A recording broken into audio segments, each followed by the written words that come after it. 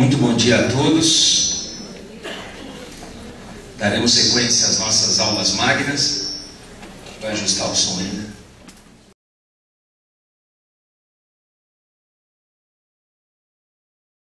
Muito bom dia a todos. Daremos sequência às nossas aulas magnas. Vai ajustar o som ainda.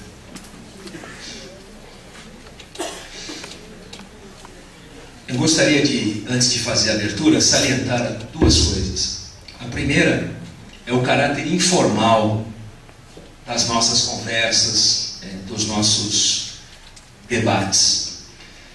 E exatamente por esse caráter informal que deve permear os nossos encontros aqui, é que, doravante, nós alteraremos a sistemática. Ao invés de o palestrante ficar aqui, confinado, permanecerá lá fora para que vocês possam abordá-lo, conversar com ele, já colocarem algumas questões também, porque esse evento é primordialmente voltado para vocês. E, em segundo lugar, eu gostaria de deixar desde logo aberta uma porta de comunicação para que aqueles temas que eventualmente forem de interesse de vocês, que comunicassem. O meu e-mail é muito fácil, rodrigocapeza@tjsp.jus.br. Então, quem tiver alguma sugestão de tema, alguma sugestão de palestrante, nós procuraremos, dentro da nossa medida, atender a essas solicitações. Mas eu gostaria de deixar aberto esse canal de comunicação, porque para nós é muito importante. Até porque todo e qualquer evento aqui é voltado para os senhores. Dr. Alex, que é o diretor do Fórum Criminal da Barra Funda e o secretário da Escola da Magistratura da capital, ele está de férias, não pôde comparecer. Mas eu já me sinto tão à vontade aqui, que até já dispensei a presença de algum outro colega para fazer as vezes do Dr. Alex, e aqui me coloquei. O palestrante de hoje, Fernando Cabeça, é procurador de Justiça, ingressou no Ministério Público em 1988, após ser aprovado em primeiro lugar nesse concurso. Ele atuou no Tribunal do Júri e integrou o primeiro grupo de promotores responsáveis pela defesa do patrimônio público e da cidadania. Combateu a violência das torcidas organizadas e a máfia do lixo. É mestre pela Universidade de São Paulo, doutor em Direito pela Pontifícia Universidade Católica, PUC. Lecionou durante 18 anos no Complexo Jurídico Damásio de Jesus. Professor da Escola Superior do Ministério Público e diversos outros estados. Professor convidado na Academia de Polícia de São Paulo, na Universidade Cruzeiro do Sul. Professor especial do curso de Direito da Faculdade Anhanguera. Professor honorário da Universidade Presbiteriana Mackenzie. Doutor honoris causa da Faculdade Edu Vale de Avaré e das Faculdades Integradas de São Carlos. É autor de diversos livros, notadamente o seu curso de processo penal, adotado em inúmeras faculdades e instituições, o seu curso de direito penal, tanto da parte geral quanto parte especial, e também autor e coordenador de obras voltadas para concursos públicos e também para o exame da OAB. Em 2006 foi eleito deputado estadual, com 95.101 votos pelo PSDB, e por 2 biênios ocupou o cargo de presidente da Comissão de Constituição e Justiça e Redação da Assembleia Legislativa. Em 2010, foi reeleito deputado estadual pelo PSDB, com 214.592 votos, sendo um dos 3 deputados mais votados da Assembleia Legislativa do Estado de São Paulo. Na realidade, a despeito do meu impedimento legal para estar aqui à frente dos trabalhos, dados os vínculos de sangue que nos unem, tenho a dizer, abstraindo-se dessa condição, que é um dos juristas mais respeitados do Brasil e que se dispôs a vir aqui conosco compartilhar os seus conhecimentos. E antes de imediato passar a palavra a ele e agradecer desde logo a gentileza do atendimento ao convite, gostaria de registrar uma presença aqui da fonte do direito. A fonte do direito é Dona Soraya Abado e Capês, que é a mãe do palestrante que aqui se encontra prestigiando, né? A verdadeira fonte do direito, né? Sem essa fonte não haveria o direito presente e vivo aqui. E gostaria desde logo também de pedir uma salva de palmas para o nosso palestrante.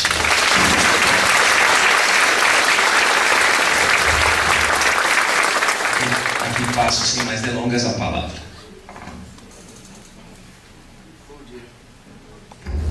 Bom dia. Em primeiro lugar, queria agradecer o honroso convite do Dr. Rodrigo Capês, ilustre magistrado com uma carreira destacada dentro do Poder Judiciário. Eu ainda me recordo, eu já promotor de justiça, professor de cursos preparatórios, e ele se inscreveu para prestar o concurso para a magistratura. Eu falei, presta o Ministério Público. Eu falei, eu faço a sua indicação. Ele falou, eu não quero indicação nenhuma, eu quero prestar a magistratura. Perfeitamente.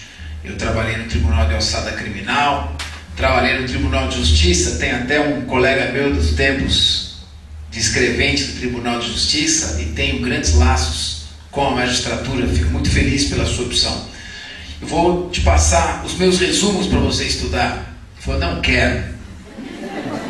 Eu vou estudar por conta própria, eu vou fazer um método diferente, um método que se adapte ao meu estilo, vou prestar a magistratura e vou fazer o meu caminho. Com muito orgulho, eu vi ser aprovado em primeiro lugar do concurso da magistratura e com muito orgulho obter uma das maiores notas do concurso.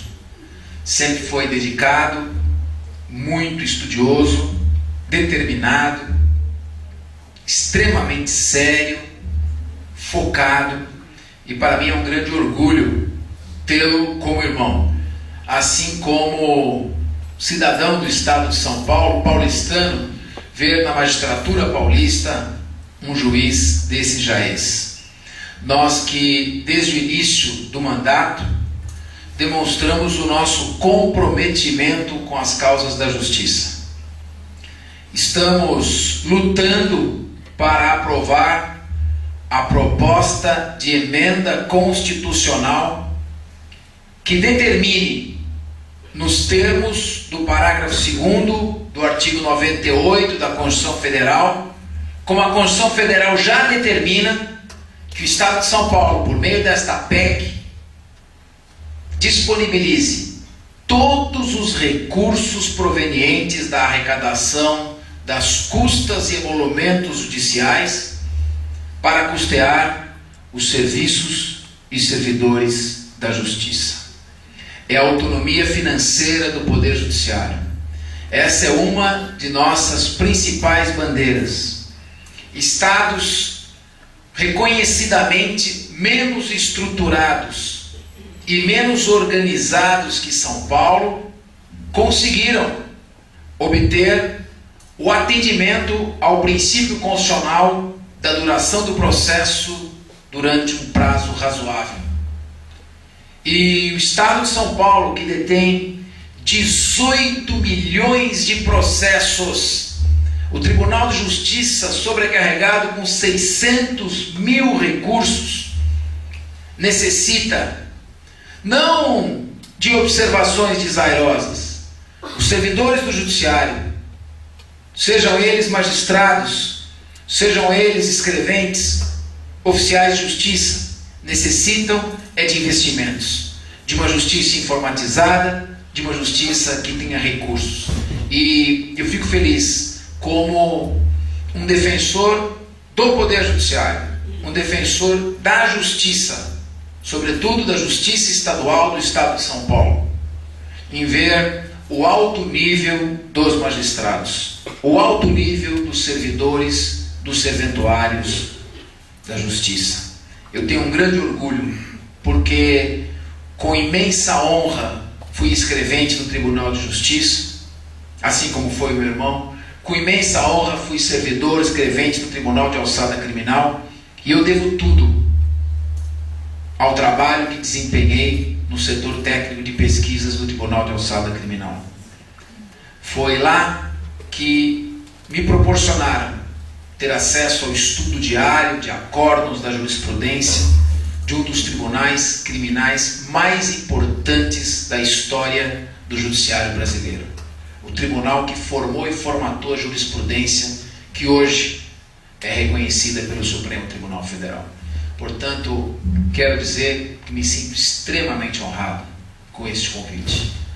Eu realmente considero uma generosidade dar-me a oportunidade de estar hoje aqui falando sobre um tema tão polêmico que está gerando tanta confusão como a Lei 12.403, que entrou em vigor no dia 4 de julho de 2011.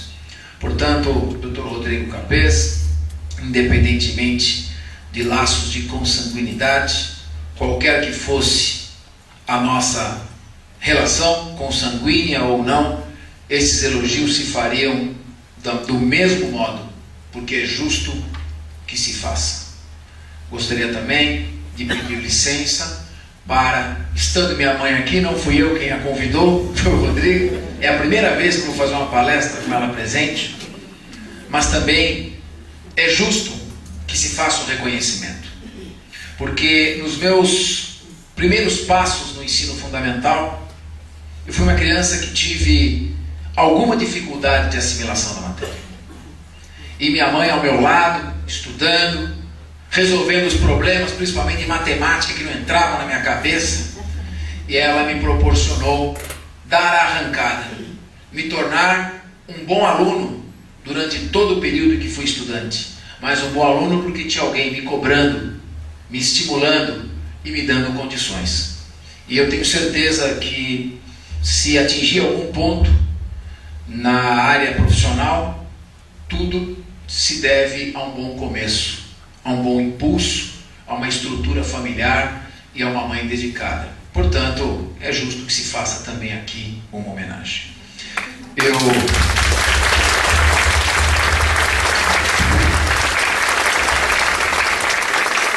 Agora eu vou ficar em pé, tem o microfone sem fio. Pronto. Muito bem, aí a gente pode se movimentar um pouco mais. Nós estamos aqui acompanhados do nosso querido assessor e meu vizinho, Rodrigo Tritapepe. Para sua sorte, minha mãe está aqui, eu não vou fazer as piadas de costume. Mas o Rodrigo vai distribuir para quem quiser uma lista.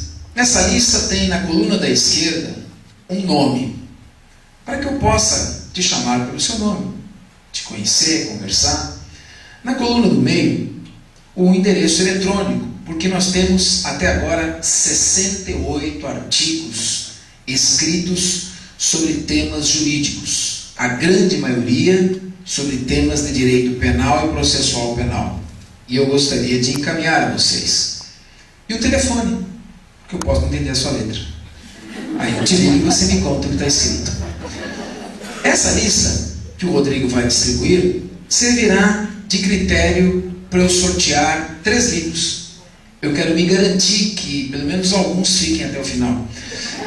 Então, quem aguentar e ficar até o fim, vai concorrer ao sorteio da nossa coleção Direito Simplificado, em que nós temos em um volume só a parte especial. Vai concorrer também ao volume 1 da nossa coleção Curso de Direito Penal, que tem 4 volumes. A gente vai sortear o volume 1, que tem a parte geral. E, como o Rodrigo fez a menção, concorrer ao curso de processo penal. Muito bem. Nós vamos falar sobre esta lei 12.403, que entrou em vigor 4 de julho desse ano, de 2011. Eu lembro, 4 de julho foi uma segunda-feira.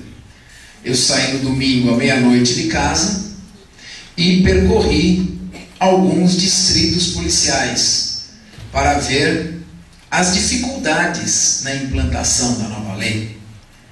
Então, a autoridade policial, numa sexta-feira, arbitra uma fiança de R$50 mil. Pode aceitar cheque? Bom, então em dinheiro. Vai ficar depositado aonde esse dinheiro?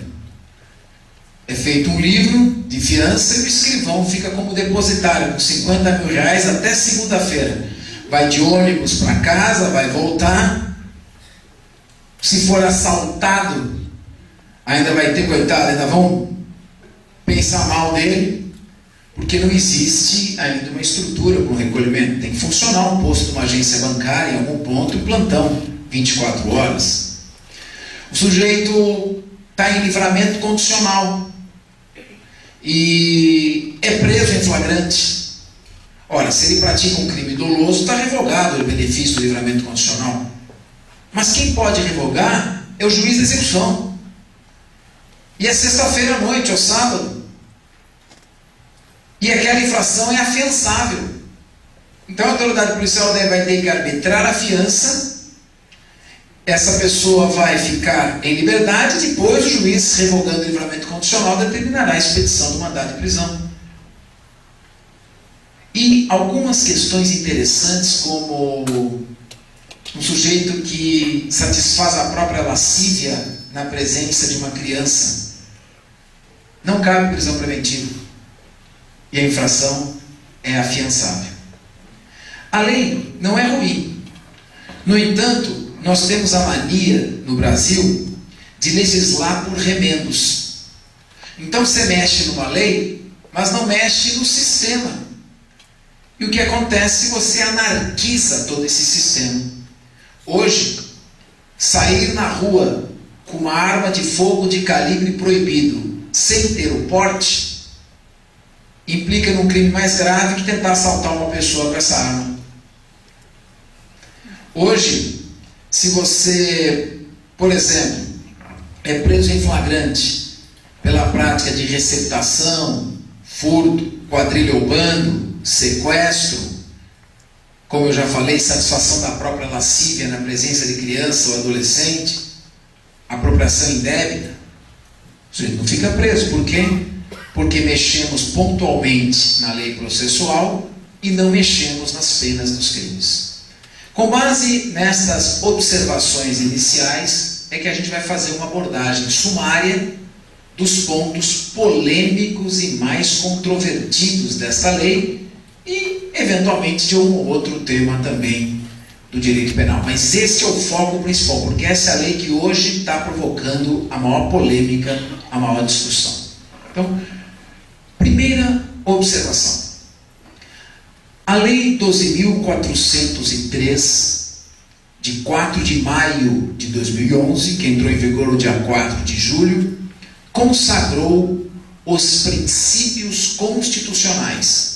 Em primeiro lugar, da proporcionalidade. Foi adotado o princípio da proporcionalidade. De que maneira? Em que consiste o princípio constitucional da proporcionalidade? O princípio constitucional da proporcionalidade está assentado em dois pilares: necessidade e adequação. Só pode ser imposta uma prisão cautelar se houver necessidade desta prisão e se ela for adequada, idônea a satisfazer a necessidade processual no caso concreto.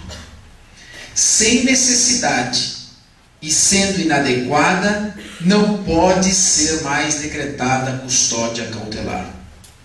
Nós estamos tratando do artigo 282 do Código de Processo Penal.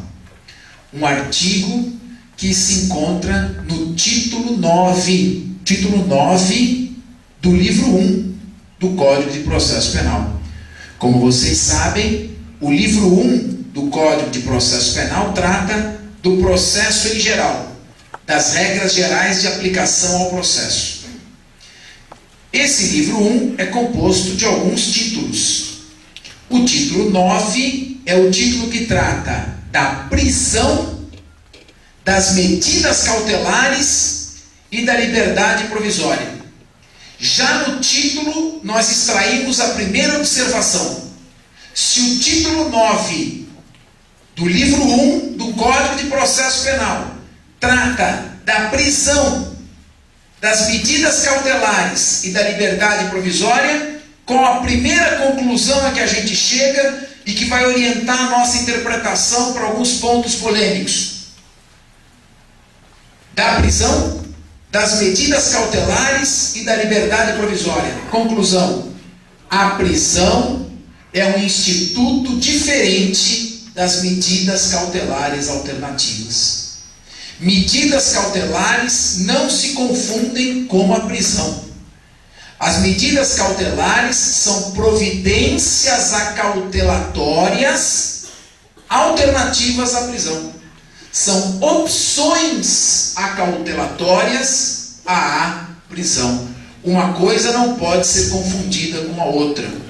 E aí vai influenciar quando a gente for discutir se cabe detração penal nas medidas cautelares, ou se só cabe detração penal na prisão cautelar.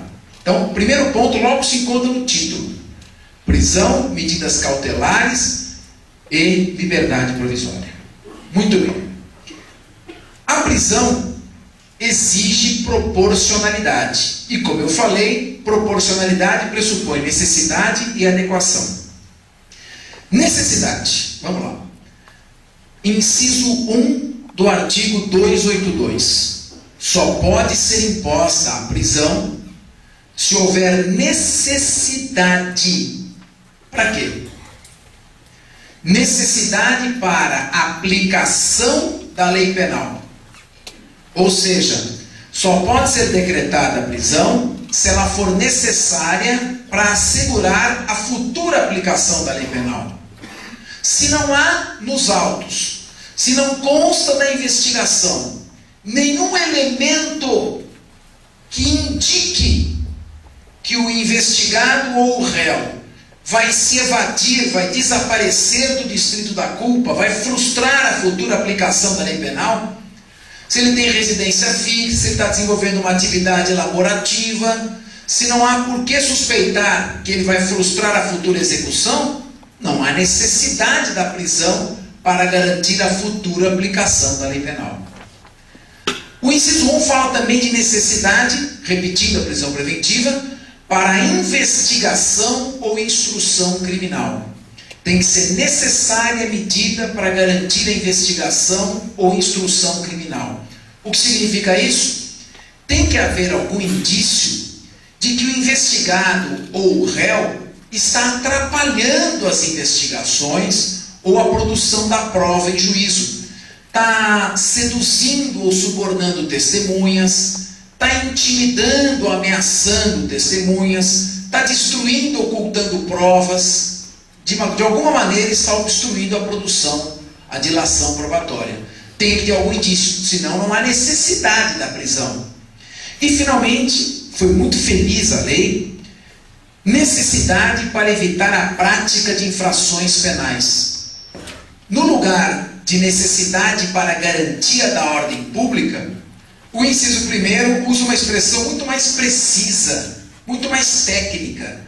Garantia da ordem pública pode dar aso à interpretação de que é possível decretar uma prisão para aplacar o clamor popular. O que é clamor popular? O que é clamor popular? Clamor popular é histeria coletiva. É isso. No clamor popular, suspeitos são linchados. Sob o clamor popular, muitas vezes inflado pela força da mídia, e a mídia atende a interesses episódicos, muitas vezes, de fundo econômico. Sob clamor popular, muita injustiça pode ser feita. Então, a lei que é agora de 2011, diferentemente do Código de Processo Penal, que foi feito por um grande jurista, Francisco Campos, mas com o Congresso Nacional fechado e sob a ditadura Vargas, sob a égide da Constituição Polaca, portanto o Código de Processo Penal ultrapassado, de feição autoritária, felizmente tem sido modificado. Mas ele fala em garantia da ordem pública. O inciso 1, de forma muito mais adequada e precisa, diz: tem que ser necessária a prisão se houver indícios de que solto ele continuará praticando outras infrações. Então, Em primeiro lugar, tem que ser necessária a imposição da custódia cautelar. E segundo, o inciso 2 do artigo 282, nós estamos nesse artigo, né? 282, acabamos de ver o inciso 1, e agora o inciso 2. Ela tem que ser adequada. O que é adequada? Adequada quer dizer ajustada. Ajustada às condições pessoais do investigado ou acusado e ajustada à gravidade do crime. Então tem que analisar. Poxa vida, será que é necessário decretar a prisão neste caso? Será que é uma pessoa, será que a medida não é muito extrema? Será que não há outros meios de se acautelar o processo e a investigação? Não existe outra maneira de se atingir este fim? É só prendendo? Então a adequação nos dá essa medida. Dentro da adequação, seria importante que vocês depois dessem uma olhada no artigo 283, parágrafo 1º do Código de Processo Penal. Ele completa este inciso 2 do artigo 282. O parágrafo 1º do 283 diz: olha, se a infração não é punida com pena privativa de liberdade, se não é cominada pena privativa de liberdade ao crime, não é adequado prender uma pessoa que no final do processo receberá no máximo multa, que aliás é uma dívida de valor hoje para fins de execução. Por esta razão, o 283, parágrafo 1º, nos dá bem a mostra de como tem que ser adequado e, portanto, o princípio da proporcionalidade. Então, esse é o primeiro princípio que vai orientar toda a aplicação do título 9. Proporcionalidade. Não se faz nada sem demonstrar a necessidade e sem demonstrar que a medida é adequada. Certo? Com uma boa definição de proporcionalidade. Um ditado do interior. Não sei se vocês lembram. Não se pode dar tiro de canhão para matar tico-tico. Ou seja, a resposta não pode ser mais intensa do que o mal. Então, o mal é punido com multa. Como resposta, eu vou prendendo. É inadequado. Esse é o primeiro princípio que deve orientar o aplicador, o operador do direito, no momento da imposição das regras do título 9. Segundo, é o princípio do contraditório. Quando se tratar da prisão ou das medidas cautelares, diz a lei que o juiz, se possível, ouvirá a parte interessada, claro, aquele que vai receber a medida, salvo quando a urgência da medida ou o receio de que a eficácia possa ser comprometida não autorizarem. No caso da prisão, normalmente você não vai ouvir a pessoa se ela quer ser presa, evidente. Mas nas medidas alternativas, não há problema. Dificilmente o sujeito frustrará a imposição da medida alternativa ao ser ouvido. Ele poderá dizer: olha, excelência, eu aceito a tornozeleira eletrônica, mas vai me criar um mal-estar, porque ao lado da tornozeleira tem uma pastinha que eu sou obrigado a carregar. Eu tenho que dar carga na tornozeleira todo final de dia. Se eu estou na rua, como é que eu vou fazer? Ela desliga automaticamente, já vai expedir mandado de prisão. Então tem que correr com um fio de alta tensão para dar carga. De repente eu posso, Vossa Excelência, me fixar uma fiança elevada, acho que será mais eficaz. Eu me comprometo a não sair da comarca, me comprometo. Então, ouvir o investigado ou acusado antes de decretar uma medida cautelar atende ao espírito da lei e não frustra a medida. Então, contraditório. E o terceiro princípio, proporcionalidade, contraditório, e o terceiro princípio importante, subsidiariedade da prisão cautelar. A prisão cautelar é absolutamente subsidiária. É a última ratio, última sem acento, porque expressão em latim. É a última ratio, o último recurso. Primeiro, o juiz tem que analisar se não cabe uma das medidas cautelares previstas no artigo 319. Ele tem 9 opções. Tem lá, vamos ver se tem jeito, vou obrigar ele a comparecer periodicamente ao juízo. Não dá. Vou proibir de manter contato, se aproximar de pessoas. Vou proibir de se ausentar da comarca. Vou obrigá-lo a se recolher à noite no seu domicílio. Vou proibir de exercer uma função pública ou atividade financeira porque está praticando crimes por meio dessas funções. Vou interná-lo provisoriamente. Vou fixar fiança. Vou dar uma monitoração eletrônica. Tem várias opções. Primeiro tem que se buscar uma destas alternativas. A prisão provisória não está no mesmo patamar de maneira que devam ser consultadas simultaneamente. A prisão cautelar não é simultânea, ela é subsidiária. Em primeiro lugar, devem se esgotar as possibilidades para a aplicação de uma das medidas previstas no artigo 319. E olha, a lei vai a ponto de dizer, ainda que seja fixada uma medida cautelar alternativa, e mesmo que seja frustrada pelo investigado ou réu o cumprimento desta medida, ainda assim a prisão provisória é subsidiária. Ainda assim a lei diz para o juiz, em primeiro lugar, tenta ver se você substituindo, ou colocando mais uma, duas, três, quantas você quiser, cumulativamente, você consegue. Só mesmo quando não houver nenhum outro jeito. Não é a minha opinião.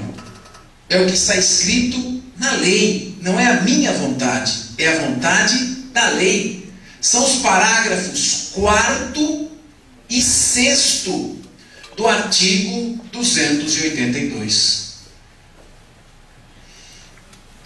Muito bem. Feitas estas observações iniciais, a gente já pode começar a raciocinar por princípios.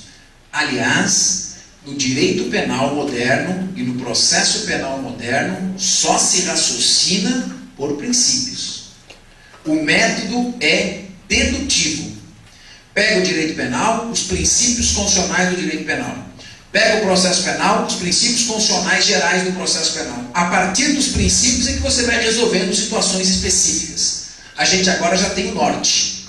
Proporcionalidade, caráter subsidiário da prisão, contraditório. Título nos diz que medida cautelar e prisão não se confundem. Bom, agora vamos para o segundo tópico dessa nossa abordagem. Quais são as formas de prisão provisória que existem hoje? Uma pessoa pode ser presa provisoriamente de que maneira? Ela responde presa a um processo por qual razão? Por qual modalidade de prisão?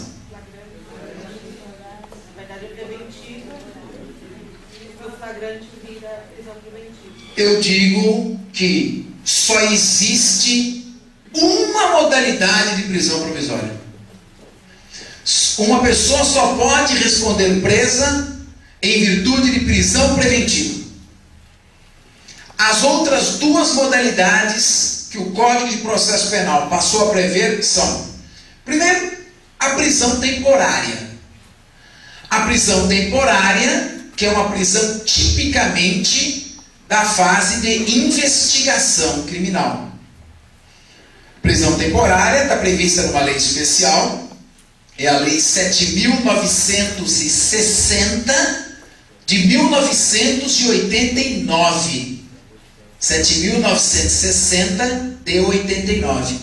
Essa prisão temporária, que é decretada quando for imprescindível para as investigações criminais, ou quando o sujeito não tiver residência fixa, ou quando forem incertos os dados de sua qualificação, ou quando é imprescindível para a investigação, ou quando não tem muitos dados a respeito dele. Aí se decreta a prisão temporária. 5 dias, prorrogáveis por mais 5. Sendo o crime previsto na lei dos crimes hediondos, 30, prorrogáveis por mais 30. Essa é uma prisão de investigação criminal, tipicamente numa fase extrajudicial. É a da persecutio criminis extrajudício. Agora, interessante. é uma prisão que só cabe para alguns crimes. Então ela é bem restrita. Tem lá homicídio doloso, sequestro, quadrilha ou bando, envenenamento de água potável, epidemia com resultado morte, roubo, latrocínio, extorsão mediante sequestro. Alguns crimes apenas admitem a prisão temporária. Então, essa já existia e continua existindo para tutelar hipóteses da investigação. Tem a sua constitucionalidade questionável, mas ela é tolerada pela sua eficiência. Vai. Muito bem. Tirando a prisão temporária, que é uma prisão prevista em lei especial, que atende a uma necessidade episódica da investigação criminal, o que nós temos? O flagrante e a preventiva. Estas são as prisões previstas no Código de Processo Penal. O flagrante deixou, a meu ver, de ser uma prisão provisória. Por quê? Porque ninguém mais responde a um processo preso por estar preso em flagrante. O flagrante passou a ser uma detenção provisória por um prazo que deveria ser de 24 horas, mas até se decidir de até 5 dias, até que se decida pela sua conversão em prisão preventiva ou não. Então, como é que funciona hoje a situação? Primeira hipótese. O sujeito é preso em flagrante. Primeira situação. Ele é preso em flagrante. Já vamos analisando os pontos polêmicos com casos concretos. Uma mãe está passeando com seu filhinho num shopping center, com a falsa ilusão da segurança. A criança vai andando, vai correndo, mas ela é muito cheia de si. Ela acha que não vivemos num mundo perigoso. Faz as suas compras, a criança corre para cá, corre para lá, até que a criança dobra a esquina, ainda dentro do shopping, entra no banheiro. Lá no banheiro tem um homem que aparentemente leva uma conduta normal, mas que ao ver aquela criança resolve não praticar nenhuma violência contra ela, porque é evidente, seria estupro, a pena é elevadíssima, ainda estupro com violência real contra menor de 18 anos, ou ainda estupro sem violência, mas de vulnerável. Não é nada disso. Ele pega a criança e, na presença desta criança, ele se satisfaz a própria lascívia. Para quem não entendeu, ele se masturba na presença da criança. Muito bem. É o crime previsto no artigo 218, letra A do Código Penal. Satisfazer a própria lascívia na presença de criança ou adolescente. Entra alguém, vê aquele tumulto, a criança assustada, ele é detido e conduzido por este condutor até a autoridade policial.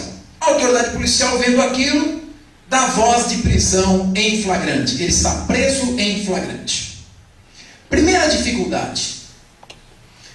Diz a lei que nos crimes com pena máxima não superior a 4 anos, para todos os crimes cuja pena máxima seja igual ou inferior a 4 anos, cabe fiança arbitrada pela autoridade policial.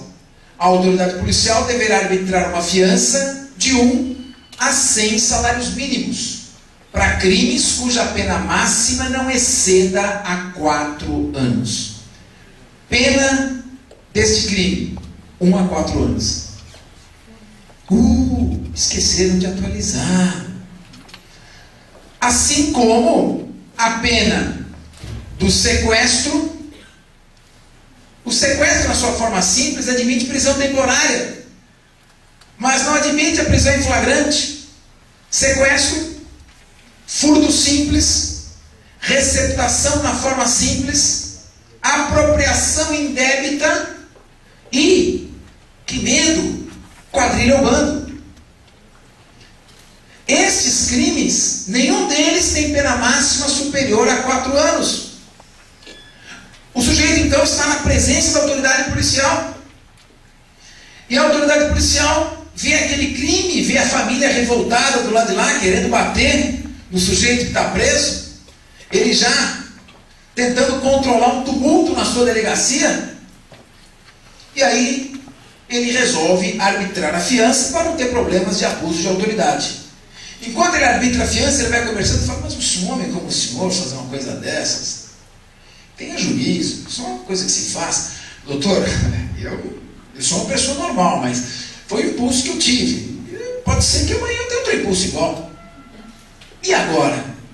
E agora? Eu tenho necessidade de prendê-lo agora e pedir a conversão desse flagrante em prisão preventiva? Como diz o 282, inciso 1, eu tenho necessidade para evitar a prática de infrações penais. Só que o inciso 1 é muito claro, eu vou ler para vocês. As medidas cautelares previstas nesse título deverão ser aplicadas observando-se a, inciso 1, necessidade, nos casos expressamente previstos para evitar a prática de infração penal. Só nos casos expressamente previstos. Como é que é feito? Vamos soltar o sujeito, arbitra a fiança, ele vai embora. Ah, mas eu ponho uma fiança elevada. Sim. E a fiança elevada é que nem eu estava discutindo. Eu sugeri ao governador que vetasse a volta do mastro da bandeira para o estádio. Ainda não está. A PM tem que ver no caso concreto. Não, mas o mastro está cadastrado. Mas o cadastro não vai segurar o braço do sujeito na hora de bater.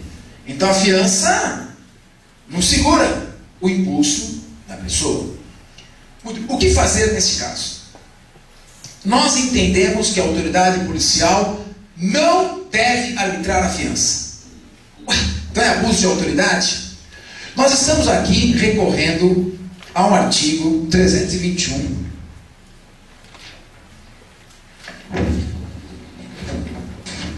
Desculpe. Inciso 4º.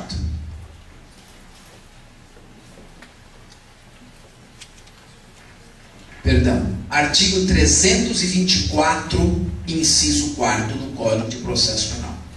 A autoridade policial deve invocar o artigo 324, inciso 4º do Código de Processo Penal. O que diz o artigo 324, inciso 4º do Código de Processo Penal? Não será concedida fiança. Não será concedida fiança. Inciso 4º. Quando presentes os motivos que autorizam a decretação da prisão preventiva. Então, está se falando os motivos. E aí remete ao artigo 312 do Código de Processo Penal. No artigo 312, dentre os motivos que autorizam a prisão preventiva, está a garantia da ordem pública, que é evitar que a pessoa venha a praticar novas infrações penais. Portanto, a autoridade policial poderá negar a fiança, mas o abuso de autoridade, desde que ela fundamente e indique o artigo 324, inciso 4, e em que consiste o motivo e demonstrá-lo no despacho fundamentado, ela poderá negar a fiança. Negando a fiança, o que cabe ao preso? Ele tem então, nos termos do artigo 335 do Código de Processo Penal, nos termos do 335, ele poderá requerer ao juiz, no prazo de 48 horas, o arbitramento da fiança. E aí caberá ao juiz, em 48 horas, analisar. Até este prazo de 48 horas, já foi concluído o flagrante, o juiz já está com o flagrante em suas mãos e poderá converter o flagrante em preventiva. Daí porque esta é uma maneira de se buscar uma interpretação que dê sentido à lei. Porque o objetivo é evitar que venha a ser praticada uma infração penal. E nesse caso, em que o próprio sujeito confessa que é um impulso, você vai ver as medidas do 319. Pode tentar aplicar qualquer delas.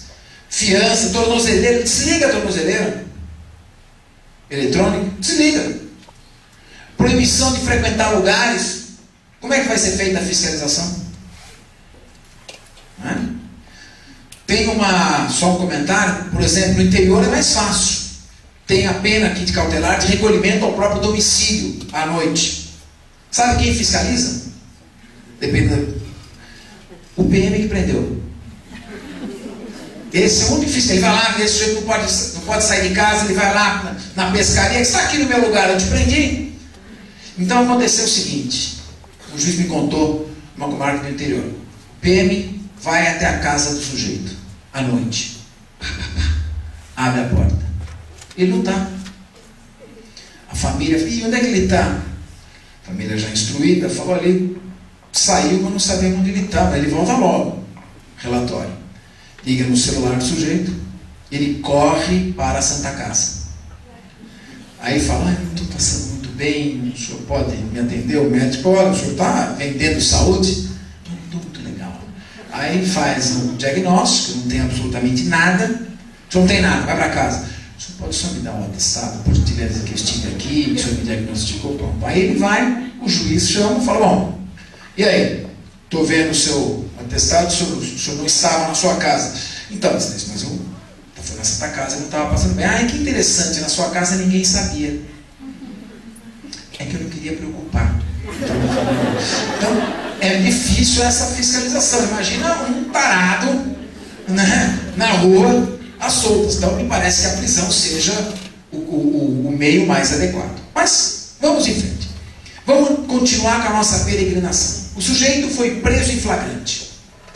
Efetuada a prisão em flagrante, o que acontece? Tem que ser feita a comunicação imediata à família do abusado ou a quem ele indicar. Às vezes não quer que avise a família. Segundo, ao Ministério Público e ao juiz. Foi incluído o Ministério Público com a nova lei. No prazo de 24 horas, tem que ser concluído o flagrante. Tem que ser lavrado o auto de prisão em flagrante. Lavrado o auto de prisão em flagrante, é entregue uma nota de culpa ao preso, apontando o nome do condutor, quem o prendeu, o nome das testemunhas que o acusam e o motivo da prisão, o crime pelo qual ele está preso. E, paralelamente, esse flagrante é enviado ao Poder Judiciário, ao juiz, e ao defensor. Se ele não indicar defensor constituído, ao defensor público para análise do flagrante. Mas são dois momentos diferentes. Um é da comunicação imediata da prisão e o outro é da remessa do auto de prisão em flagrante. Aí vem o cerne da polêmica, o cerne de uma das principais polêmicas. O juiz recebe o auto de prisão em flagrante, abre vista ao Ministério Público, e aí ele tem 3 opções. Acabou o flagrante. O flagrante já cumpriu sua função histórica. Segurou o sujeito preso, o auto está na mão do juiz e agora não tem mais flagrante.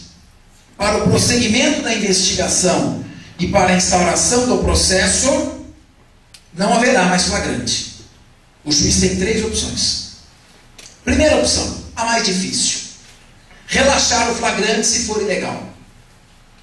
Hoje em dia é muito difícil descumprir-se uma formalidade do flagrante, mas pode acontecer de relaxamento da prisão no caso de flagrante preparado.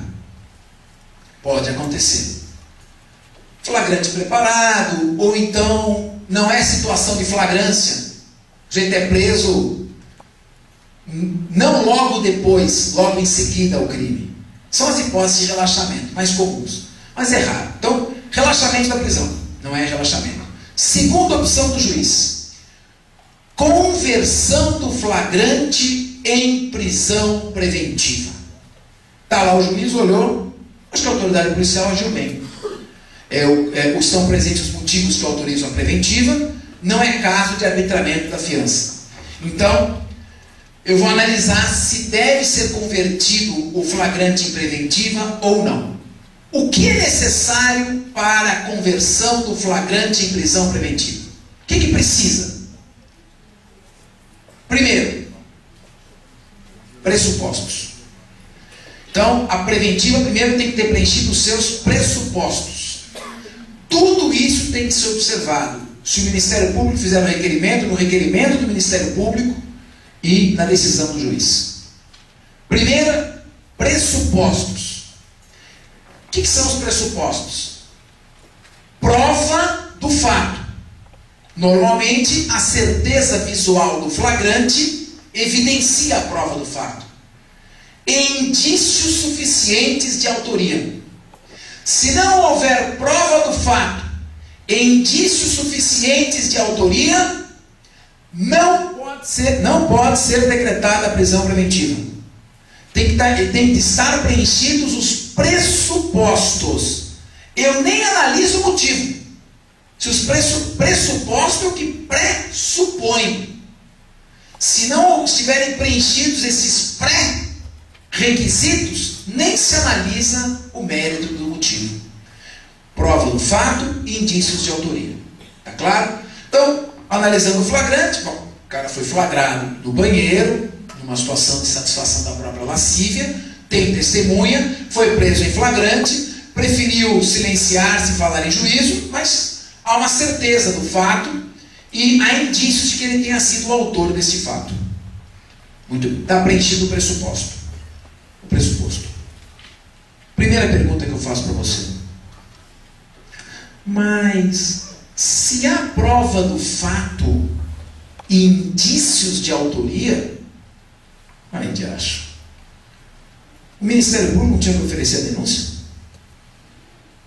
Ué, agora não estou entendendo. O Ministério Público disse que há prova do fato e indícios suficientes de autoria. Por isso pede a conversão do flagrante em preventiva. Se há prova do fato, isso por que não denuncia? Olha aqui. Questão. Na verdade, não há necessidade de oferecer a denúncia. Nós estamos diante de uma gradação progressiva na avaliação do princípio indúbio pro societate. Pode ser que haja indícios para a conversão do flagrante em preventiva, mas isso não significa que os indícios sejam suficientes para supedanear o oferecimento da denúncia. Tanto que as investigações vão prosseguir, que o inquérito ainda não está concluído. Os indícios para uma diligência de busca e apreensão não são os mesmos para a decretação de uma prisão. Não são os mesmos para o oferecimento da denúncia. Os indícios para o oferecimento de uma denúncia não são os mesmos para a pronúncia nos crimes dolosos contra a vida. Tanto que às vezes há indícios para o juiz receber a denúncia, mas não há para pronunciar. Então, o princípio indúbio pro societate, à medida que a persecução penal vai avançando, ele vai se tornando mais rigoroso, até que ele chega no momento final da sentença, em que o indúbio pro societate foi se tornando tão rigoroso, que ele vira indúbio pro réu. Então, há um momento para esta gradação progressiva, de maneira que nada impede que se requeira a conversão do flagrante em preventiva e que se converta o flagrante em preventiva sem que seja oferecida a denúncia. O que não pode é, concluído o inquérito policial, encerradas as investigações, quando a fase policial está esgotada, o Ministério Público pedir a preventiva e não denunciar. Aí não dá. Porque já está concluída a investigação. Agora ou tem indício para denunciar ou não tem para prender. Mas não é o caso de um flagrante em que o inquérito policial ainda vai começar. Ele foi só instaurado pela notícia crimes coercitiva, que é o flagrante. Ainda vai ser instaurada a investigação. Por esta razão, é possível superar essa primeira indagação. Muito bem. Então, tem prova do fato e indícios de autoria. Segundo, o que tem que ser visto para a conversão do flagrante em preventivo? Os motivos. Então aí tem que estar demonstrada a necessidade da prisão para assegurar a futura aplicação da lei penal, parece não ser o caso, para proteger a investigação policial e instrução criminal, me parece ser o caso, em que você vai depender em parte do depoimento de uma criança influenciável, que pode ser intimidada, e impedir a prática de novos crimes. Me parece este o mais forte dos motivos. Então, motivo tem. Agora vem o terceiro requisito para que se possa substituir o flagrante pela preventiva. Converter o flagrante em preventiva. Primeiro, pressupostos, prova do fato, indício de autoria. Segundo, está demonstrado um dos motivos que autorizam a preventiva. E terceiro, tem que ficar demonstrada a ineficácia de qualquer das medidas alternativas para acautelamento do processo. É obrigatório que fique demonstrado de maneira fundamentada que nenhuma das medidas previstas no artigo 319 seriam suficientes para garantir a aplicação da lei penal, proteger a prova ou impedir de praticar novos crimes. O caráter subsidiário da prisão provisória se avulta neste momento. É necessário, portanto, que fique claramente demonstrado. O juiz tem que abrir o 319, ele abre o artigo 319. Para fazer de acordo com a lei do trabalho. Abre o 319 e diz: mesmo que eu proíba ele de sair da comarca, que eu proíba ele de frequentar lugares, que eu proíba ele de se aproximar da criança, que eu obrigue ele a ficar na sua casa à noite, nos dias de folga e nos feriados, que eu proíba ele de exercer alguma função pública ou atividade financeira que ele esteja eventualmente exercendo, que eu lhe coloque uma tornozeleira eletrônica, que eu arbitre uma fiança, ainda que eu tome qualquer dessas medidas ou todas juntas, eu não vou conseguir proteger crianças e adolescentes deste maníaco. Portanto, está demonstrado que, além dos pressupostos dos motivos, a prisão preventiva como última ratio é a única maneira de proteger a sociedade neste caso. Bom, superado tudo isso, ele só tem que passar o último obstáculo. Tem mais coisa? 313 do Código de Processo Penal.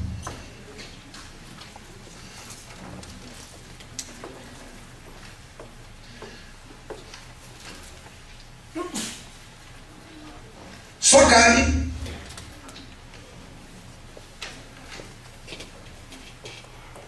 só pode ser decretada a prisão preventiva se satisfeitos os pressupostos. Está conseguindo me pegar pela movimentação? Tudo bem? Satisfeitos os pressupostos, demonstrados os motivos, demonstrado o caráter subsidiário. Com tudo isso, só poderá ser decretada a preventiva. Posso ler o 313? Nos termos do artigo 312 deste Código, será admitida a decretação da prisão preventiva. Inciso 1, deixa eu ver. Nos crimes dolosos. Cadê os caras dirigindo bêbado aqui, matando os outros, atropelando? Onde é que está o crime culposo? Por isso que estão interpretando que tudo é dolo eventual. Por isso agora atropelou bêbado, participou de racha, é dolo eventual. Estão contornando a lei. Claro, a lei é mal feita. Então, nos crimes dolosos, punidos com pena privativa de liberdade máxima superior a 4 anos.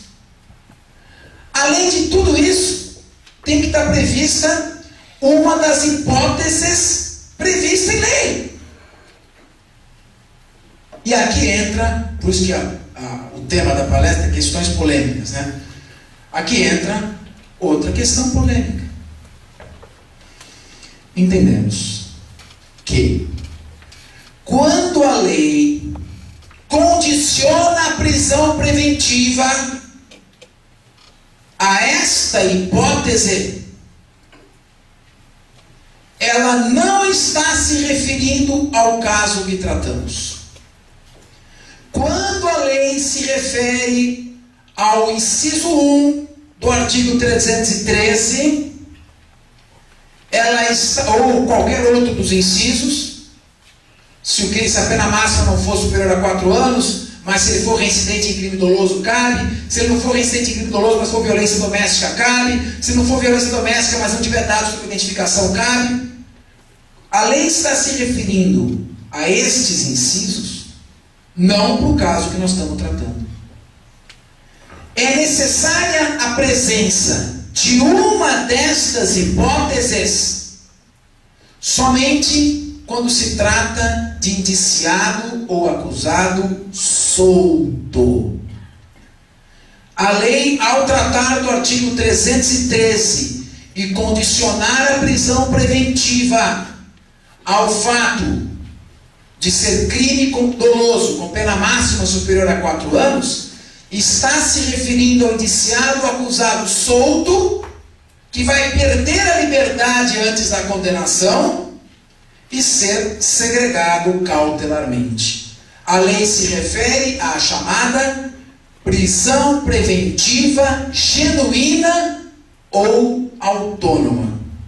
A prisão preventiva genuína ou autônoma, que é a prisão preventiva daquele indiciado ou acusado que vinha respondendo solto ao processo, e para ser preso preventivamente tem que ter prova do fato, indício de autoria, tem que ter um daqueles motivos do 312, não pode ser suficiente nenhuma das cautelares, e o crime tem que ser doloso e pena máxima superior a 4 anos. Por quê? Porque ele está solto.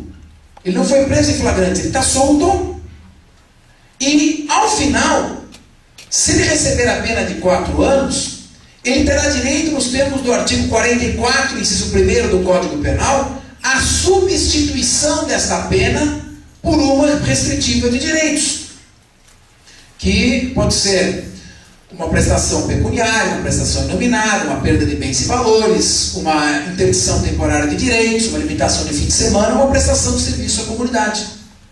Agora, quando a lei trata de uma pessoa que já está presa em flagrante e vai ser solta, quando a lei se refere à conversão do flagrante em preventivo, 310, inciso 2. Ao receber o auto de prisão em flagrante, o juiz deverá fundamentadamente, inciso 2, converter a prisão em flagrante em preventiva. Quando? Quando preenchidos os requisitos constantes do artigo 312 deste Código e se revelarem inadequadas ou insuficientes as medidas cautelares diversas da prisão. Para a conversão do flagrante em preventiva, a lei se refere exclusivamente aos motivos do 312. Essa conversão do flagrante em preventiva não se confunde com a decretação da prisão preventiva genuína ou autônoma, que existe uma das hipóteses do 313. A conversão é a segunda espécie de prisão preventiva. É a prisão preventiva convertida ou convolada. Convertida, né? Começa a criar muita terminologia, fica difícil, né? Então, nós temos a prisão preventiva genuína ou autônoma, que é aquela decretada para o indiciado ou acusado que vinha respondendo solto ao processo. Essa tem que ter uma das hipóteses 313, só para crime doloso com pena máxima superior a 4 anos. E a segunda espécie é que nós estamos tratando. É a prisão preventiva convertida. Esta não exige uma das hipóteses do 313. E aí, já que eu estou tratando da prisão preventiva convertida, usei esse exemplo para tratar desse caso, eu já falo da terceira espécie de prisão preventiva, que é a prisão preventiva substitutiva.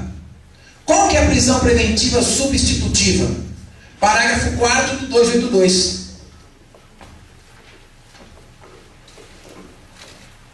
No caso de descumprimento de qualquer das obrigações impostas, o juiz poderá substituir a medida, descumprindo, ou impor outra em cumulação, ou, em último caso, já vimos que é a última rácio, decretar a prisão preventiva. Abre parênteses, artigo 312, parágrafo único, não se refere ao 313. Então, é prisão preventiva substitutiva. Imaginemos o seguinte: o juiz fixa uma medida alternativa. O senhor está proibido de sair da comarca. Tá bom, saí. O juiz chama de novo e fala: olha, não é para o senhor sair mais da comarca, vou manter sair da comarca, agora o senhor tem que vir aqui uma vez por semana no fórum. Tá bom, não vou uma semana, uma vez por semana no fórum, não vou na comarca. Bom, então agora eu vou te meter uma tornozeleira. Pode manter, desliga. Vou te arbitrar uma fiança. Eu não pago. Eu vou decretar um quebramento, você perde metade do valor para perder. Bom, se nós entendermos que a prisão preventiva, que só pode ser decretada nas hipóteses do 313, se aplica não só a prisão preventiva genuína ou autônoma, mas se aplica a convertida e a substitutiva, o sujeito que responde a um processo por pena não superior a 4 anos, ele poderá desobedecer e frustrar as cautelares, que não será possível convertê-la em prisão preventiva. Nós não podemos dar uma interpretação de que as hipóteses do 313 se aplicam a todas as modalidades de prisão preventiva. Só se aplicam àquele que está solto e vai ser preso. Senão, em primeiro lugar, nós impediríamos o juiz de converter a prisão. Você foi preso em flagrante, saiu preso em flagrante. O juiz não pode converter em preventiva com todos os motivos demonstrados. Vai soltar quem não pode ser solto. Ou, neste caso da substitutiva, o sujeito está frustrando, descumprindo as medidas alternativas uma atrás da outra e não pode ser feito nada. Claro que pode. O juiz converte em preventiva. Em último caso, seja o crime com pena máxima superior a 4 anos ou não, em último caso o juiz decreta a prisão, converte em prisão preventiva. E só tem que olhar o 312. Não precisa olhar as hipóteses do 313. Então essa é uma questão que está gerando muita polêmica, que nós sustentamos, há uma corrente de doutrinadores também nesse sentido, que existem 3 espécies de prisão preventiva. A prisão preventiva genuína ou autônoma, que só pode ser decretada nos casos do artigo 313 do Código de Processo Penal. A prisão preventiva convertida, do flagrante preventiva, que não precisa estar nas hipóteses do 313. E a prisão preventiva substitutiva, que não precisa estar nas hipóteses do artigo 313 do Código de Processo Penal. Essa é uma importante polêmica que está sendo travada. Muito bem. E a última hipótese, o juiz entender que não é caso de relaxamento da prisão e não é caso de decretação da prisão preventiva, ele concede a liberdade provisória. Atenção agora. O juiz não tem a faculdade de conceder a liberdade provisória. Trata-se de direito público subjetivo do acusado. O que você vai verificar? Bom, eu vou analisar se dá para converter o flagrante em preventivo. Vamos ver se tem condições de ser feita a conversão do flagrante em prisão preventiva. E aí nós vamos analisar os motivos. Muito bem. Não é caso de conversão do flagrante em preventiva. Não dá para decretar a preventiva. Então, 321. Ausentes os requisitos que autorizam a decretação da prisão preventiva, o juiz deverá conceder a liberdade provisória. Portanto, a liberdade provisória, desde que não cabível à prisão preventiva, a liberdade provisória é o direito público subjetivo do investigado ou do acusado. Deverá conceder a liberdade provisória. Muito bem. Agora, essa liberdade provisória é acompanhada de alguma medida restritiva? Agora é faculdade. A concessão da liberdade provisória é um poder-dever. Agora, se essa liberdade provisória vem acompanhada de uma das medidas restritivas do 319 ou não, aí cabe a avaliação do caso concreto, a discricionariedade na avaliação do caso concreto. Vamos ler? Ausentes os requisitos que autorizam a decretação da prisão preventiva, o juiz deverá conceder a liberdade provisória, vírgula, impondo, se for o caso, as medidas cautelares previstas no artigo 319 deste Código e observados os critérios do 282. Quais critérios? Adequação, necessidade. Daí vai analisar o que é adequado para o caso concreto. Lembrando que nos crimes inafiançáveis, racismo, terrorismo, tráfico de drogas, crimes hediondos e ações de grupos armados, civis ou militares contra o Estado constitucional e a ordem democrática, lembrando que nesses casos, pela lei, pode ser até bom. Como assim? Ele está livre da fiança. Ele não é inafiançável. Ele tem um direito público subjetivo à liberdade provisória. Agora, se ela vem com... Como é que ela pode vir acompanhada de fiança se o crime é inafiançável?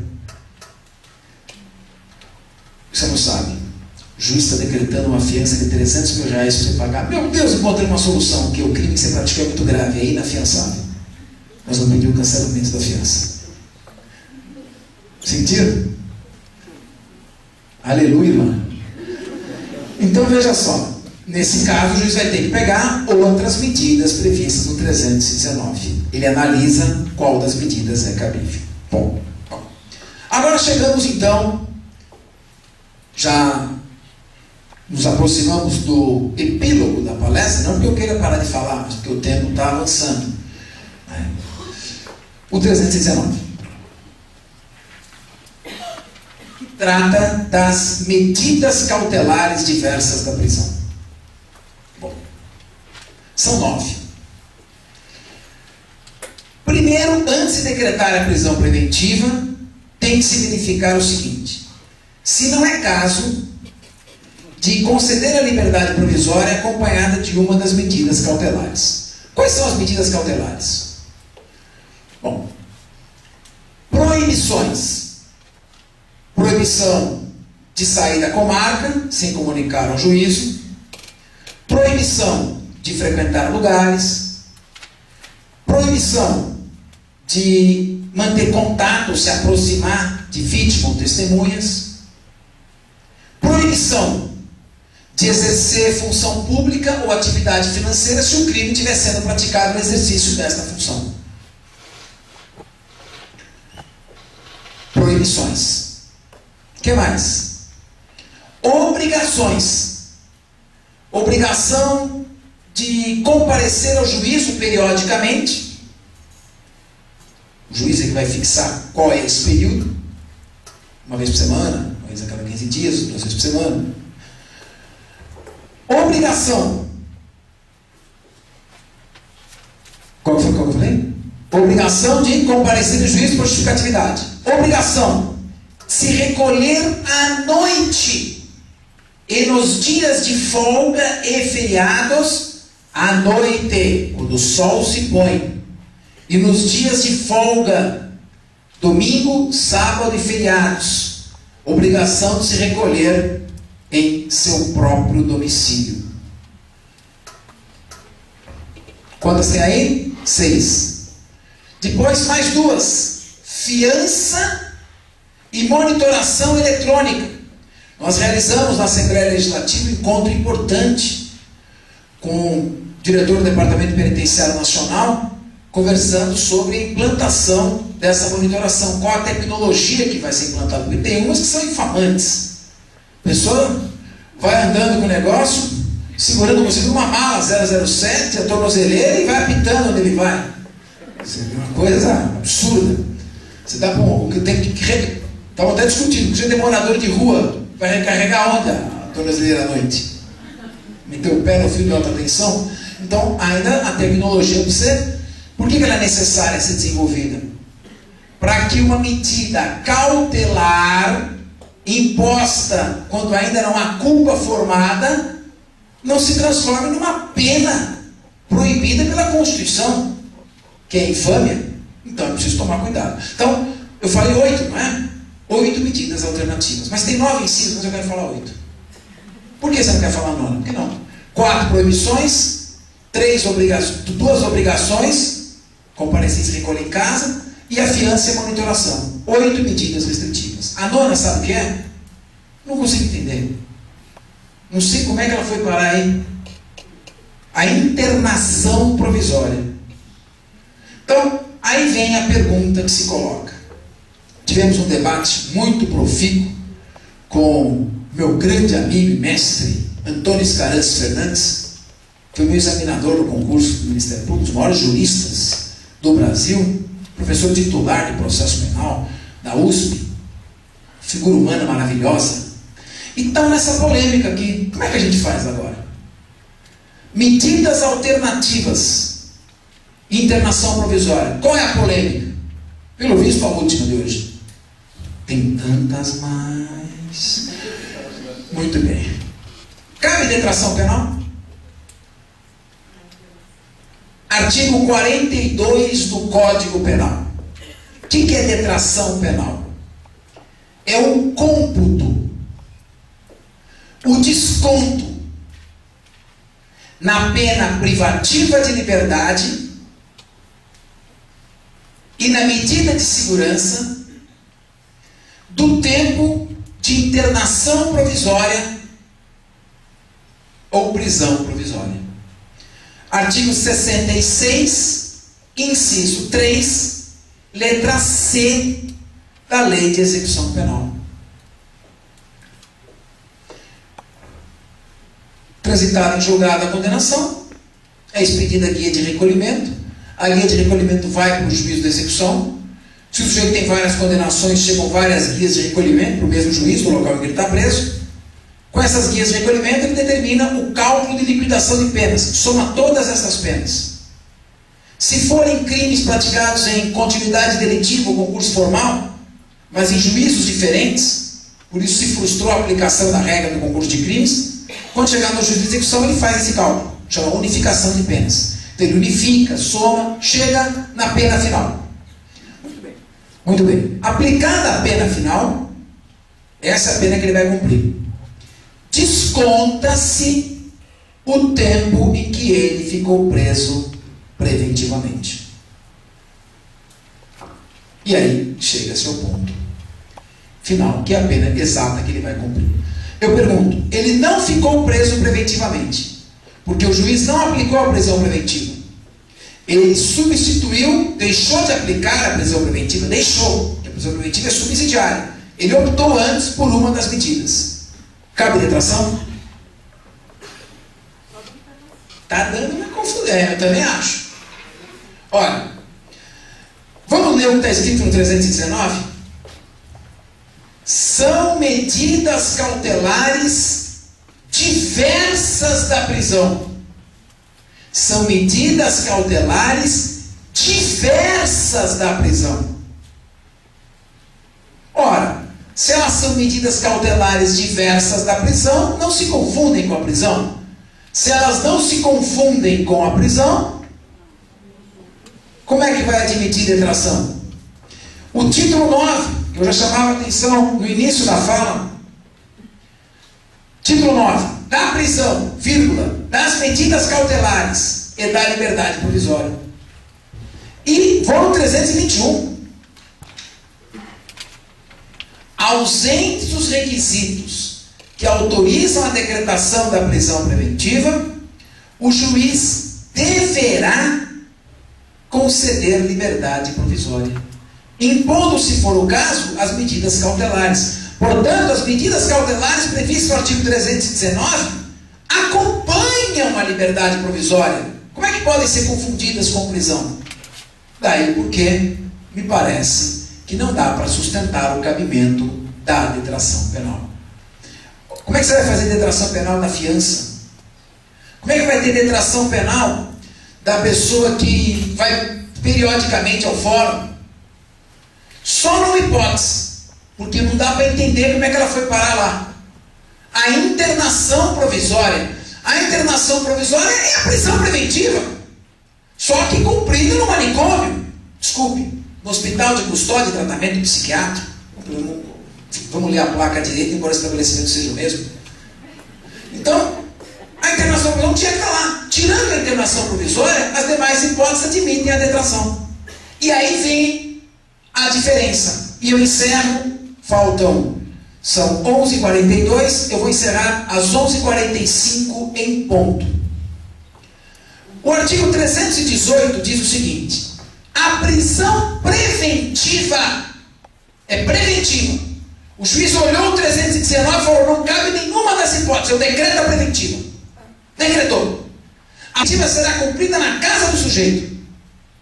Se ele for maior de 80 anos, tiver extremamente debilitado em virtude de doença grave, for imprescindível aos cuidados de criança menor de 6 anos ou deficiente, mesmo que não seja seu parente, e a mulher for grávida, estiver grávida de 7 meses, for gravidez de alto risco.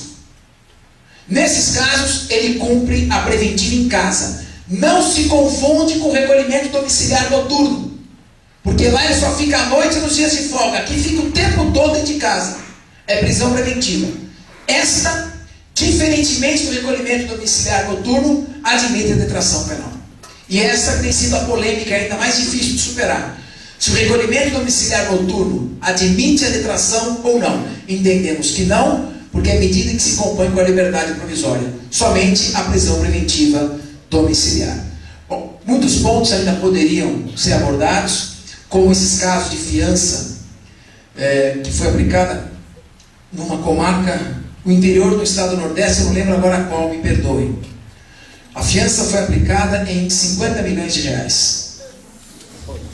Aí me entrevistaram: por que 50 milhões de reais? Eu queria saber. Qual era o crime? Porte ilegal de arma de fogo. 50 milhões de porte ilegal de arma de fogo? Interpretação: ele estava indo com a arma de fogo para matar alguém. Então era o ato preparatório de um homicídio. Como não deu para caracterizar o homicídio, ficou. E como a vida não tem preço, fixou 50 milhões. Então tem preço, né? Se é 50 milhões, tem um preço. Não concordo. Eu acho que não precisa dar esses dribles na lei. Tem jeito de resolver a lei. Você pega o 324, inciso 4 e diz: está claro que ele ia matar a vítima.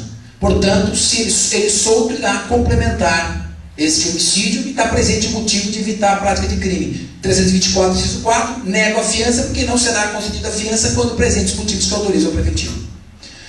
É isso. Eu gostaria de, mais uma vez, agradecer o convite honroso do Dr. Rodrigo Capês e o desconsiderado parentesco render de todas as minhas reverências, e também ao Poder Judiciário, a todos os serventuários do Poder Judiciário, aos magistrados, desembargadores. Eu, como paulista, tenho um orgulho imenso do trabalho dioturno que vocês fazem. E a gente não pode desistir.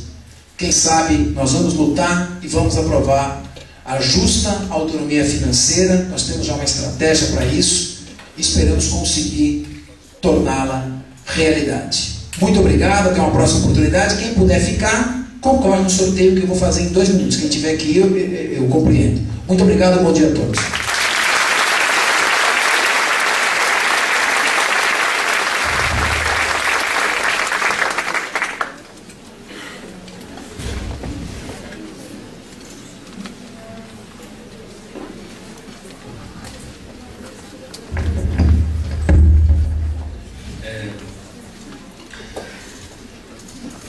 Obrigado pela explanação, pela sua presença. A primeira pergunta que eu gostaria de fazer é se o meu nome está nessa lista aqui do sorteio. Um dia eu fui na revista dos tribunais, na Saraiva, ali do lado do João Mendes, fui comprar um livro, Estatuto do Desarmamento, Fernando Capês, e juiz tem desconto, né?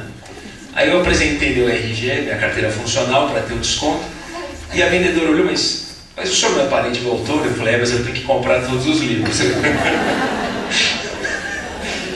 Eu gostaria, nós temos ainda um pequeno tempinho antes do sorteio, eu gostaria de saber se alguém gostaria de fazer alguma pergunta para o palestrante, por favor.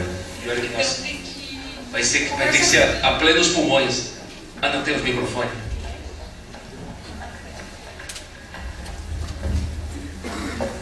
Bom dia. Primeiro, parabenizar pela aula e fazer uma observação rápida. É o primeiro palestrante que vem aqui e fala o que eu queria ouvir há muito tempo, que era a possibilidade da conversão do flagrante preventiva sem os requisitos do 313. Porque até agora todo mundo deveria encontrar, inclusive o seu examinador. Talvez se hoje fosse o concurso ele implicasse um pouco aí, né? Eu até questionei na última, Para que teria prisão em flagrante nesse caso, então? Para o cara ficar 24 horas e ter que soltar? Você não vai poder converter. E a pergunta que eu queria fazer era no caso tráfico de drogas, que veda a concessão da liberdade provisória, embora alguns aleguem ser inconstitucional, outros que não. É um caso de prisão preventiva obrigatória, então, porque não pode ficar em flagrante, não pode ter a liberdade. Qual o seu nome? Felipe. Felipe, muito boa a sua pergunta. Nenhuma lei pode proibir o juiz de conceder liberdade provisória. Nenhuma lei pode retirar do órgão judicante o poder de cessar o constrangimento que ele entende ilegal ou abusivo num caso concreto.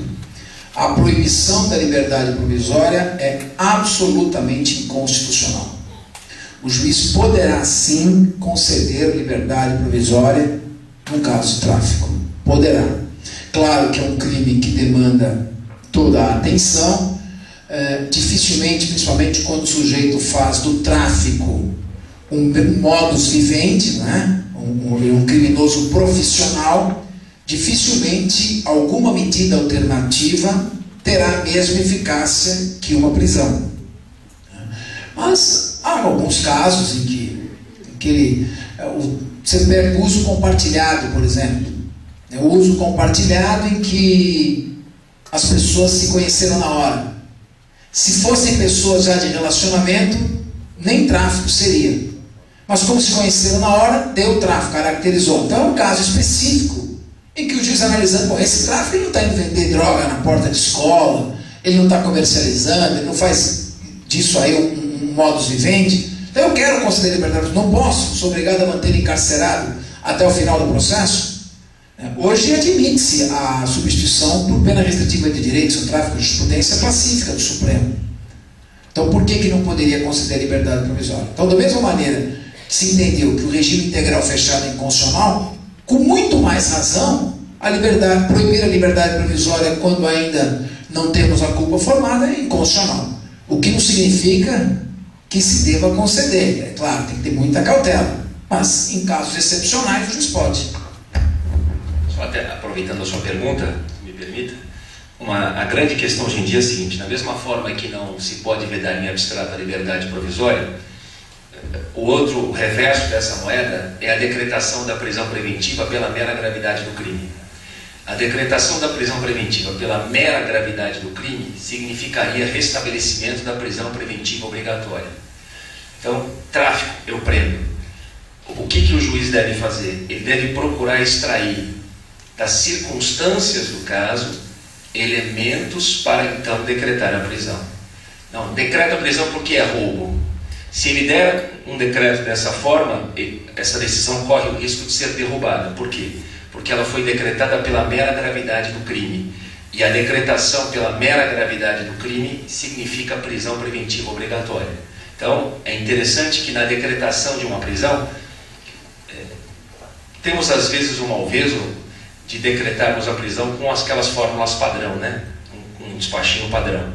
Mas isso tem que ser aperfeiçoado, porque a decisão tem que ser fundamentada e atentar para a circunstância. Então extraia das condições, dos elementos do caso concreto, os elementos para a decretação da prisão preventiva. Mais alguém gostaria de fazer uma? Por favor. Em determinado momento da aula, o senhor falou que... Em determinado momento o senhor falou que, 3 razões para sustentar a prisão. A necessidade para a aplicação penal, a necessidade para a investigação e instrução criminal e a necessidade para evitar a prática de infrações penais, novas infrações penais. O senhor usou um exemplo, muito feliz por sinal, e onde o preso declarou que se ficasse solto, ele realmente ele poderia fazer de novo. Tirando esse detalhe, ele confessando isso, como é que ficaria a presunção de inocência? Qual é o seu nome? Randall. Randall, muito boa pergunta também. Olha, uma coisa é certa: não existem fórmulas inflexíveis e sacramentais. Esse é o espírito do processo penal sob a égide do Estado Democrático de Direito. No caso concreto, pelas especificidades do caso concreto, vai ter que se avaliar. Pode ser que ele não tivesse dito isso, mas mesmo assim, pelas características do fato, pelo teor dos depoimentos, dando as circunstâncias em que ele ocorreu, fique demonstrada a necessidade do recolhimento provisório para impedir que ele viesse a praticar novos crimes. Então, nesse caso, o maníaco do parque, por exemplo, ele não chegou a dizer que iria continuar praticando crimes, mas pela própria natureza do fato, se depreendeu. Você soube, inclusive, o que ele falou no interrogatório? Num dos casos, eu sei que o promotor que fez o júri é muito amigo meu. O que ele disse num dos casos? Que foi um dos únicos que a vítima sobreviveu. Que eles estavam indo ao parque ecológico e a menina disse que estava com medo, porque estava anoitecendo, e aí ele foi traído pelo subconsciente. E disse: se você está com medo, imagine eu que vou voltar sozinho. Aí ela se ligou e se evadiu rapidamente. Então, evidente, são às vezes detalhes que você acaba identificando a necessidade da prisão. Então, poderia se decretar mesmo sem ele ter dito isso. Obrigado, Adão. Mais alguém interessado?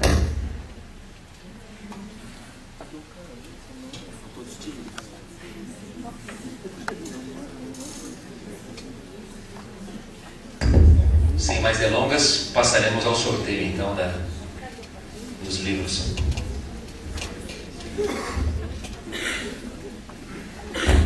Muito bem, então eu vou pedir aqui que o Dr. Rodrigo Capês fale o número de 1 a 16 para escolher a página em que sortearemos o livro Direito Penal Simplificado, parte especial.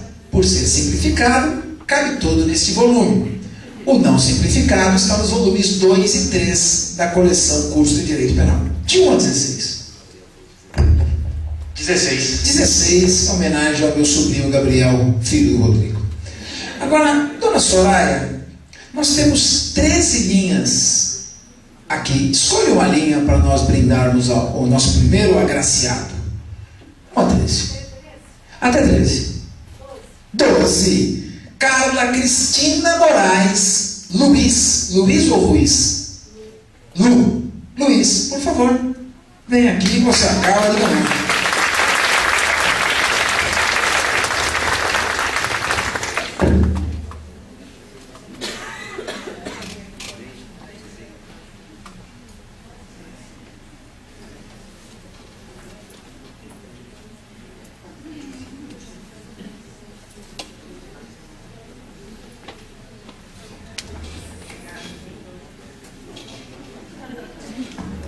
Muito bem, vamos prosseguir.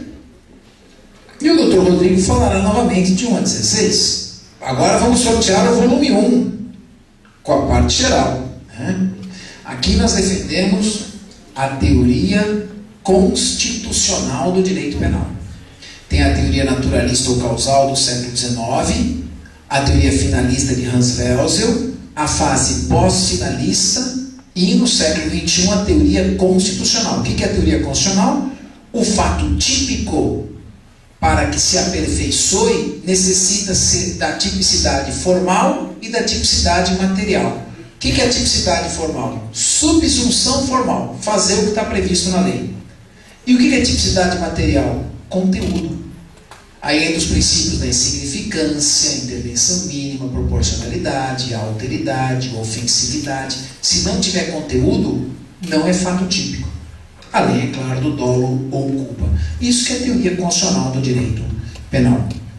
Nós tivemos um caso num distrito policial de Osasco. A empregada doméstica entrou numa loja de departamentos, comprou R$400 de mercadorias com cartão de crédito, teve a operação aprovada, tinha crédito na casa, cartão de cliente preferencial, foi sair, tocou o alarme, tinha um óculos de plástico de R$12. O que a teoria constitucional do Código Penal, a teoria constitucional do direito penal diz? Fato típico. Substituição formal. Em tese, subtraiu para si coisa alheia móvel. Dolo. Porém, não há conteúdo diante da escassa lesividade. Ela tem bons antecedentes, carteira de trabalho assinada, tem crédito na casa, nega o fato, trata-se de um furto de valor ínfimo de R$12, tudo recomendando a ausência de conteúdo axiológico, valor ativo para o tipo. Fato atípico encerra a polêmica. Disseram que a teoria constitucional é bobagem e que o tipo penal se conforma apenas com a subsunção formal. Levaram ao escrito, ela foi presa em flagrante por ser uma pessoa digna. Teve todos os traumas de uma pessoa digna, não se alimentou, essa lei não estava em vigor, demorou para ser concedida a liberdade provisória, pegou pneumonia e morreu, porque não se alimentava. Fato real e concreto. A teoria constitucional aponta o conteúdo material. Se o fato típico tiver tipicidade formal, mas não tipicidade material, ele é atípico. Isso não é teoria hermética de biblioteca. Isso que está acontecendo na vida é a teoria aplicada pelo Supremo Tribunal Federal hoje em dia e pode ser a diferença entre honra e desonra, vida e morte. Vamos então de 1 a 16 na nossa listinha aqui. Dr. Rodrigo Capes. Você me lembrou de um caso que eu tive na vara? Por favor. O sujeito furtou 3 bandejas de picanha no Carrefour. E aí ele alegou que furtou porque estava com fome. E eu perguntei, mas por que você não furtou a 100? Não, porque eu gosto de picanha mesmo. É um ladrão de gostos refinados, mas eu absolvi também por atipicidade e insignificância no final, embora o valorzinho. O Supremo tem acordos de R$180, R$200 com insignificância. Não é só coisa de 5, R$10, não. Chegaram até 150, 200. Mas número 5. 5. Dona Soraya, número 5, de 1 a 8. Ainda bem que o Flávio não está aqui, senão é da quadrilha, né? Porque linha de 1 a 8. 6. Edwin Kirschke. Muito bem.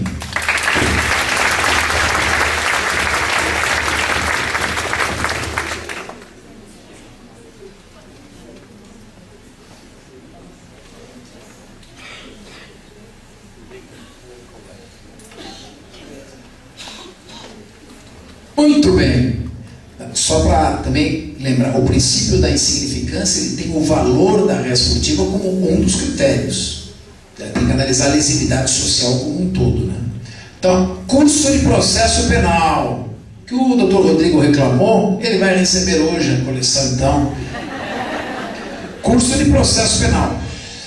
Muito bem, Dr. Rodrigo, de 1 a 16. Na próxima palestra eu digo se eu recebi mesmo, viu? No próximo encontro. Então vamos prestigiar o número 4, pronto. Número 4. Dona Soraya, de 1 a 9. Alessandra Meirelles. Parabéns. A Alessandra foi muito participativa na palestra.